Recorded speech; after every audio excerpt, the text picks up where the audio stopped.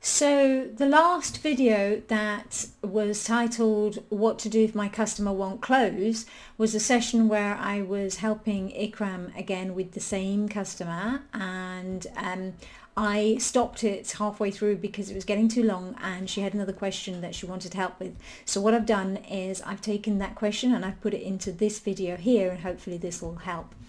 I'll speak to you at the end. So my next question would be is, let's say in the worst case scenario, the opportunity was not close, like the deal was lost, and I want to make the best out of it. I would naturally ask for feedback in either ways, but sometimes, quite often actually, I find that customers are not willing to give feedback. It's always a delicate thing to ask them. So some of them would not even reply, and others would be like, yeah, you're great, but I decided to go with that. But if I were really great, you would have gone with me. So I never really found a formula that really gets me the feedback I'm looking for, because the product cycle is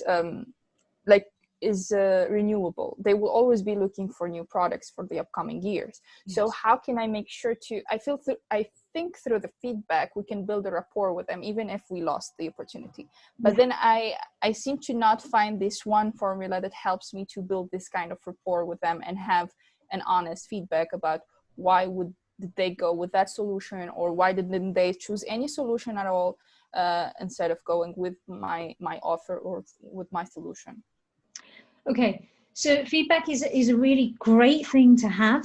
You're absolutely right. It is important to get from a customer because it does help you to review what you've done and how you've done it and how you can take things forward. The reality is you're not always going to get personal feedback from a customer. Very rarely will somebody say, well, actually, you were quite rubbish. As a person, I didn't like you, or I found you a little bit aloof, or I thought you were a bit too cheeky. Nobody's going to say that, right? So they're always going to come up with an excuse of feedback. Yeah. So in terms of getting feedback, I think one of the most common things that happens is salespeople forget to ask for it. So they don't always ask for feedback. When do you ask for feedback? At the end of the deal, usually. At the end of the deal, I would ask, why did you... Actually, thinking about it, I would ask them only when the deal is closed, lost, and not won. So when it's won, I don't ask for feedback. When it's lost, I ask for feedback. Okay, so you've just taught yourself something there. Yeah. Yeah, good. That I should ask in both cases, so I can capitalize on the why the deal was actually closed won. Spot on. Yeah, absolutely. So it's a vital step of the sales process, really. You should ask for feedback. So it is very well pointed out, and it's a great question that you ask. And my response to that is ask for feedback at any opportunity that you can ask for feedback, really. And it comes into conversation. I mean, for example, you could be on a cold call talking to somebody, you build a bit of rapport and say, I don't know, maybe they say, so what are you selling? You say, well, I'm trying to sell this, but how am I doing so far? That's asking for feedback. Yeah. If you're on a meeting with somebody, and you come to the end and you want to close it, you can say to them, so how am I doing? Yeah. How am I doing? Well, you're doing great, but I'm not sure about the product. Okay. What have I not explained? To take ownership of it and try to drag out of them what it is that you need to do better. And one of the best ways to ask a customer for feedback is to say, what was missing that you couldn't give that the other person could? Mm-hmm. Right? As opposed to, why not me? Yeah. All right. Okay, something like, what could we do in the future for you to consider us again as well? This is something I've been trying to use in some deals. Okay. And do you do that over the phone, or do you do it on email?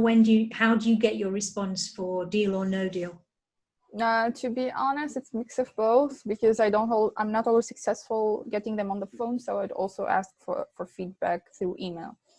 And it's obvious that I will not get that much of a response through email as much as through the phone. How do you find out that they're not going to go with you? Is that through email? No, that really depends. It's either through email or phone. It really depends the customer and the case. And then when it comes to the feedback itself, because after a while, and then they say, hey, we're not going with this deal, I try to get them on the phone. If I cannot get them through the phone, I'll be like, okay, thank you for considering us. May I have your feedback for future reference, like about this or that? Okay, so sometimes it's just simply in the wording of an email, and on phone it is if that person's just written the email, they're at their desk. Well, they could actually be on a mobile, but hopefully if you've got the mobile number you can catch them, or desk number you can catch them, because they've just written the email, so they're probably accessible right then. So it is a good idea. I think you're right. Do pick up the phone straight away and see if you can just quickly catch them. However, also do the email at the same time. So my response on email would usually be, okay, totally understand. I'm sure there are good reasons as to why you decided to go with the competitor, and that's fine. What did I need to do differently for this to have been a different decision? Yeah, I like the wording of the, because you're not trashing their decision. You said, yeah, I'm sure there are good reasons. So in a way, you are establishing a value for their decision, but at the same time trying to get their insight. Yeah. Okay. Does that help? Yes, it does. The other thing to do is just to, when you have that initial meeting with a customer, just let them know then, hey, look, there's never any obligations with us talking and everything, but just make it worth my while, one way or the other. Would you mind possibly giving me some feedback at the end if you don't go with us? Because it'd be really important to me to make sure that, going forward, we get things right.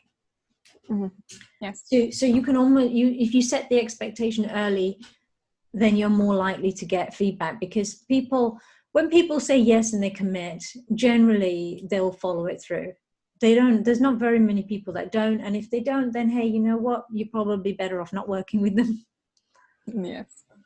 All right. You're right. You have a point. Yeah. Because you have a value too. I do, and my time is valuable. Absolutely. Okay, so you happy with that? Yes, I'm excited. Let's see what happens next Right. for these two opportunities. Yeah. Okay, so I'm going to let you crack on with that, and let me know how you're getting on, and if you need any more help, give me a shout. Yes, for sure. Thank you so much. Right, take care. Okay, so that was it. I hope you enjoyed it, and I'll speak to you very soon. Don't forget to watch those live calls.